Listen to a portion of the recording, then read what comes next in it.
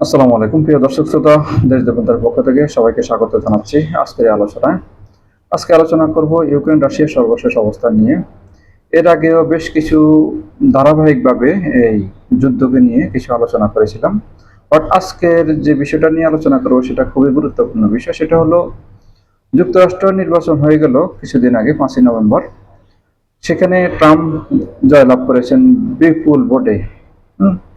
আর Biden আর ক্ষমতায় আছেন মাত্র 2 মাস। জানুয়ারির 20 তারিখে তিনি ক্ষমতা হস্তান্তর করবেন। এখন এই ক্ষমতা হস্তান্তর করবেন আর মাত্র 2 মাস বাকি থাকা অবস্থায় যে একটা সিদ্ধান্ত নিলেন সেটা সারা বিশ্বকে অবাক করে দিয়েছেন।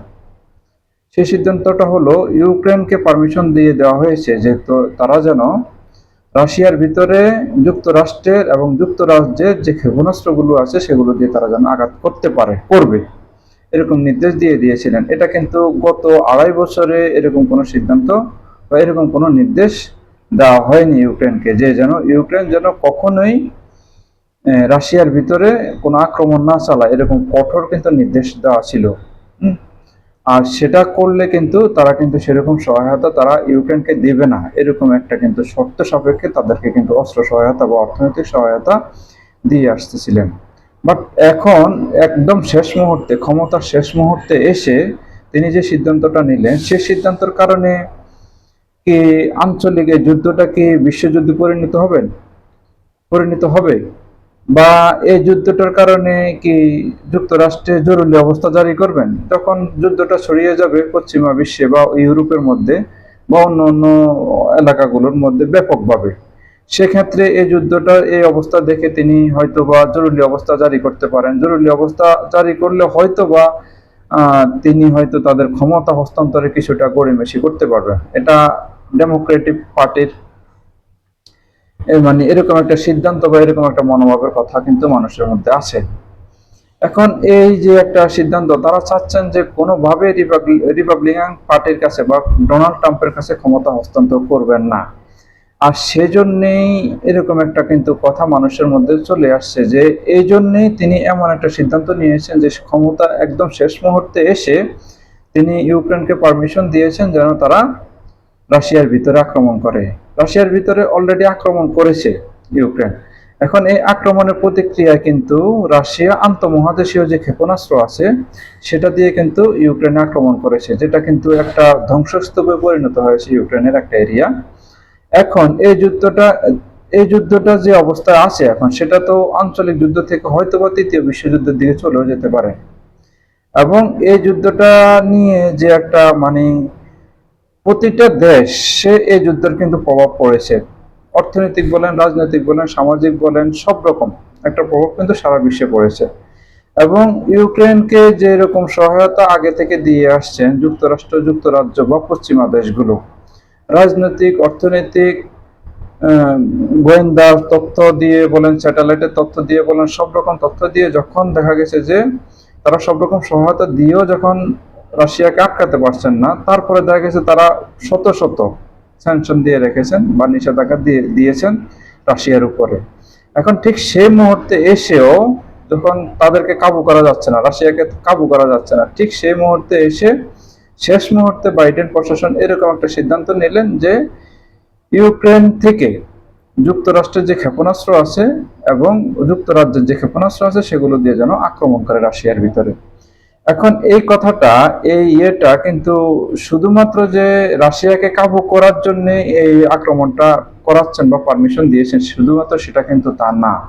এই যুদ্ধটা যেন মানে ইউরোপে ছড়ায় এরকম একটা কিন্তু ভাবনা আছে, এবং যেন ইউরোপের মধ্যে ছড়িয়ে যায় সেরকম একটা কিন্তু ইয়ে কিন্তু তাদের বাইডেন প্রশাসনের আছে, যেন ছড়ায়। তাদের ইচ্ছাটা কিন্তু এটাই যে যুদ্ধটা যেন আরো বিস্তীর্ণ এলাকা নিয়ে হয়, অনেকগুলো দেশের মধ্যে হয়। আর সেটা হলে ইউরোপ, আমেরিকা একটা অস্থিতিশীলতা অবস্থা থাকবে, এবং সেক্ষেত্রে তারা দেখা যাবে যে যুক্তরাষ্ট্রে একটা জরুরি অবস্থা জারি করবেন, এরকম একটা তথ্য কিন্তু আছে। এবং জরুরি অবস্থা জারি করলে ডেমোক্রেটিকরা আর তাদের ক্ষমতা হস্তান্তর করবেন না রিপাবলিকানদের মানে রিপাবলিকানের কাছে, এবং কোনোভাবে তারা চাচ্ছেন না এই ক্ষমতাটা তারা হস্তান্তর করতেন, এরকম একটা তথ্য কিন্তু মানে এখন ঘুরপাক খাচ্ছে। তো সেক্ষেত্রে তার লাভ, তাহলে দেখা যাবে যে ডেমোক্রেটিকরা ক্ষমতা থেকে যেতে পারতেছেন। এখন এরকম একটা কথা বলতেছেন বা এরকম একটা রিস্ক কিন্তু, এরকম একটা বাজি কিন্তু ধরেছেন বাইডেন প্রশাসন। বাট এটার জন্য কিন্তু অবশ্যই রাশিয়ার প্রতি সতর্ক থাকা উচিত ছিল। রাশিয়া কিন্তু বারবারই হুঁশিয়ারি দিয়ে যাচ্ছেন যুক্তরাষ্ট্রকে, যে যুক্তরাষ্ট্র যেভাবে উস্কানি দিয়ে যাচ্ছেন এই যুদ্ধে, ইউক্রেনকে যেরকম সহায়তা দিয়ে যাচ্ছেন, তাতে কিন্তু এই যুদ্ধটা আঞ্চলিক যুদ্ধ থেকে মানে একটা তৃতীয় বিশ্বযুদ্ধের দিকে ধাবিত হচ্ছে। এরকম কথা কিন্তু বক্তৃতা দিয়ে যাচ্ছেন। এবং হাঙ্গেরির যে প্রধানমন্ত্রী ছিলেন তিনিও এটা বলেছেন যে এই যুদ্ধটাকে বাড়াচ্ছেন শুধুমাত্র যুক্তরাষ্ট্র, যুক্তরাজ্য বা ইউরোপীয় ইউনিয়নের যে দেশগুলো বা আছে, যেটা নেটো আছে। তো সেক্ষেত্রে অবশ্যই আমাদের এখন সামনের দিনগুলো কিন্তু ভয়ঙ্কর একটা পরিণতির দিকে যাচ্ছে। হয়তো বা পশ্চিমাদের মধ্যে বা ইউরোপে কিন্তু একটা বড় যুদ্ধ লেগে যেতে পারে, এবং সেই যুদ্ধটা কিন্তু একটা ভয়ঙ্কর আকার ধারণ করতে পারে। নেটোর একটা সংবিধান আছে যে নেটোর যে কোনো একটা দেশ যদি আক্রান্ত হয় যুদ্ধে, দেখা যাবে যে তারা তাদের সংবিধানে এটা লেখা আছে, যদি কোনো একটা দেশকে আক্রমণ করা হয়, যেমন জার্মানি হতে পারে, ফ্রান্স হতে পারে, ইতালি হতে পারে, হ্যাঁ, পোল্যান্ড হতে পারে, অন্য যে কোনো একটা দেশকে যখন আক্রমণ করবে এটার প্রতিক্রিয়ায় রাশিয়া, তাহলে তারা ধরে নেবে যে তাদের সবগুলো দেশকে তারা মানে রাশিয়া আক্রমণ করেছে, এবং সবগুলো দেশ তখন সেই যুদ্ধে জড়িয়ে যাবে। এরকম একটা ভয়ঙ্কর পরিস্থিতির মধ্যে আছে ইউরোপ বা যুক্তরাষ্ট্র, যুক্তরাজ্য। সো সেক্ষেত্রে এই যে পরিকল্পনাগুলো করেছেন এবং সেই পরিকল্পনা মাফিক যে বাইডেন যে কাজগুলো করতেছেন, এটা কিন্তু একটা ভয়ঙ্কর পরিণতির দিকে চলে যাচ্ছে বিশ্ব। তো সেক্ষেত্রে কিন্তু অতি দ্রুত ট্রাম্প প্রশাসনকে ক্ষমতায় আসলে হয়তো বা সেটা কিছুটা হলো, ট্রাম্প কিন্তু যুদ্ধের পক্ষে না।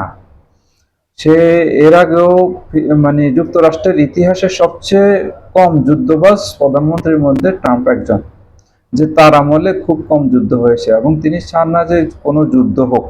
তাদের অর্থ বা তাদের সৈন্য দিয়ে তারা চায় না, তিনি চান না যে বাইরের দেশের সাথে যুদ্ধ করতে, তিনি চান অর্থনৈতিকভাবে স্বাবলম্বী হতেন তাদের দেশ, গ্রেট আমেরিকা তাই তিনি বানাতে চান। এবং তিনি চান যে অভিবাসন যারা আছেন তাদেরকে বিতাড়িত করতে, এবং অর্থনৈতিকভাবে খুব বেশি সমৃদ্ধশালী হতে চান, এবং তিনি চান তার ঐতিহাসিক যে আমেরিকার যে ঐতিহ্য ছিল সেটাকে ফিরিয়ে আনতেন।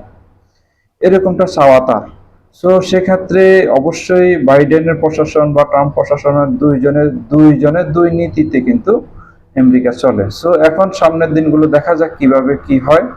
তবে বর্তমান পরিস্থিতিতে পুরো বিশ্ব একটা ঝুঁকির মধ্যে আছে, পারমাণবিক যুদ্ধ বা তৃতীয় বিশ্বযুদ্ধের একটা ঝুঁকির মধ্যে আছে।